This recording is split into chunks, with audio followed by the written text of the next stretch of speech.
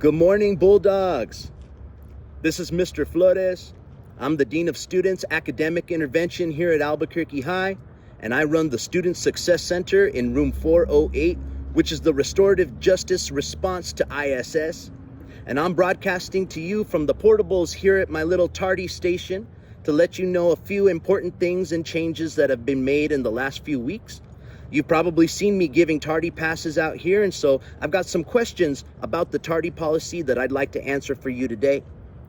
And so as of today, Monday, September 19th, all of your tardies have been reset to 0. You get a fresh start every 6 weeks. But now, you must understand the consequences. After 3 unexcused tardies, you'll receive a lunch detention slip, which you'll have to come to my room 408 to complete that lunch detention time. And it works a little like this. After you have a brief conference with me to go over your academics, your attendance, and your tardies, I'll give you some good advice to help improve your situation. Then you complete a short assignment that's a reflection on your tardiness. And once you do that, the time that you spend in lunch detention is determined by how late you were to class. I never keep you longer than 10 minutes. Once you do your time, you go and enjoy the rest of your lunchtime, and hopefully you will never be tardy ever again.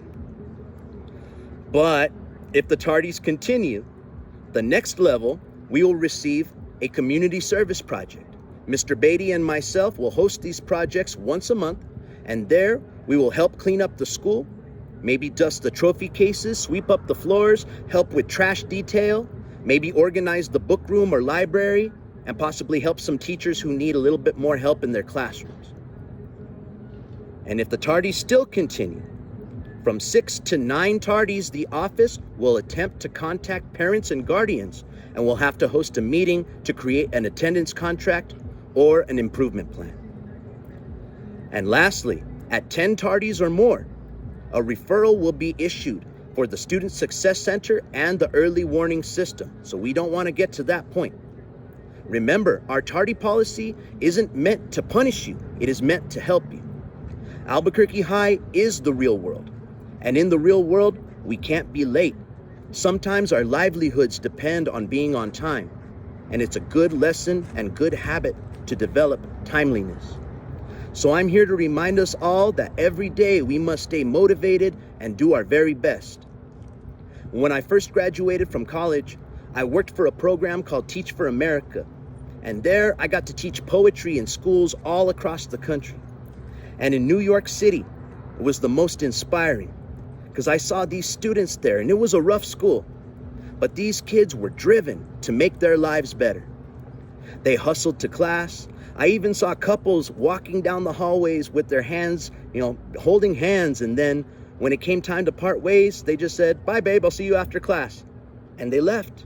I saw friends keeping each other on track to make sure, like, hey, let's get to class on time. We got to make it to class. We can't be late. And all those kids made it to class on time because they took care of each other and they wanted to see each other succeed.